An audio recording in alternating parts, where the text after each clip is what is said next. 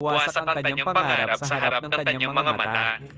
Ang Ultra Instinct, ang mismong bagay na kanyang inaasam, ay naselyuhan na ngayon mula sa kanya ng isang kapangyarihang hindi niya kayang labanan. Walang pagpipilian, ibinalik ni Whis si Goten sa daigdig. Tahimik ang bata, nakayuko ang ulo.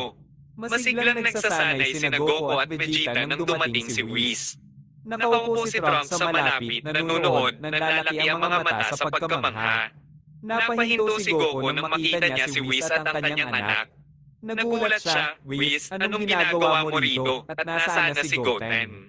Malamig na paliwanag ni Whis, ipinagbabawal ni Lord Miras ang anumang pagsasanay para sa kanya sa kanyang planeta, nagbanta pa siya ng parusa para sa iyo, Goku, sa pagdadala sa kanya.